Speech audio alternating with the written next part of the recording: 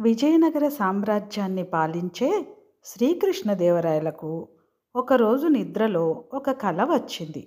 ఆ కలలో ఆయన ఒక అందమైన రత్నాలు వజ్రాలు పొదిగిన బంగారు సింహాసనం మీద కూర్చుని ఉన్నారు. ఆ సింహాసనం ఎంత గొప్పదంటే దాని మీద కూర్చోగానే కోరుకున్న చోటకి క్షణంలో తీసుకెళ్ళగలదు. అంతేకాదు, గాలిలో తేలే ఆ సింహాసనానికి పొదిగిన ప్రతి రత్నంలోనూ వజ్రంలోనూ రాజుగారి ప్రతిబింబమే కనిపిస్తూ ఉంటుంది. ఉదయాన్నే మెలకువ వచ్చిన రాజుగారికి ఎటు చూసినా ఆ సింహాసనమే కనిపించసాగింది. ఆ రోజు సభలో ఆయన కలను వివరించి దాన్ని నిజం చేయాలని కోరారు. అది విన్నవారంతా గాలిలో తేలే సింహాసనాన్ని తయారు చేయడం సాధ్యం కాదంటూ నచ్చచెప్పేందుకు ప్రయత్నించారు.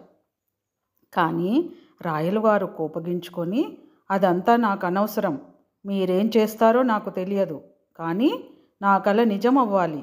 అలాంటి సింహాసనాన్ని చేయించిన వారికి 1,00,000 వరహాలు బహుమతిగా ఇస్తాను అని ప్రకటించారు.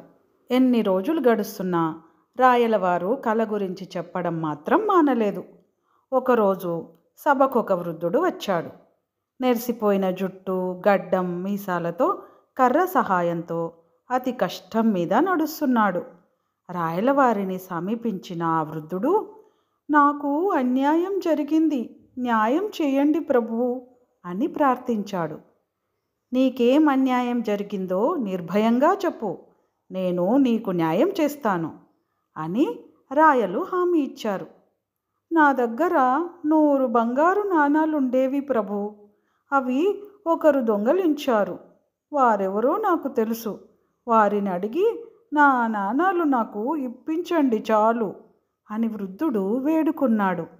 అదంతా శ్రద్ధగా విన్న రాయలు, ఈ దొంగతనం ఎవరు చేశారు, ఎక్కడ జరిగింది అని ప్రశ్నించాడు. వృద్ధుడు తటపటాయించడం చూసి, నీకేం భయం లేదు, చెప్పు అంటూ ప్రోత్సహించారు. నా 100 నాణాలను దొంగిలించింది మీరే ప్రభు, నిన్న రాత్రి నా కలలో వచ్చి మీరే వాటిని తీసుకెళ్ళిపోయారు అంటూ తన కలను వివరించాడు వృద్ధుడు. రాయలకు చాలా కోపం వచ్చింది. ఏమిటి ప్రేలాపన, కలలో జరిగింది నిజమనుకుంటే ఎలా అంటూ అసహనంగా వృద్ధుడి వైపు చూశారు. ఈ మాట విన్న వృద్ధుడు తన గడ్డం మీసం తీసేసి తన పగటి వేషాన్ని విప్పేశాడు. చూస్తే అతను తెనాలి రామకృష్ణుడు. క్షమించండి స్వామి, మీ కలను నిజం చేయడం ఎంత కష్టమో నిరూపించడానికే ఇలా చేశాను అన్నాడు తెనాలి రామకృష్ణుడు. రాయలకు చాలా నవ్వొచ్చింది. ఇంత చక్కగా తనకు అర్థమయ్యేటట్టు వివరించిన రామకృష్ణను ఎంతగానో పొగిడారు రాయలవారు.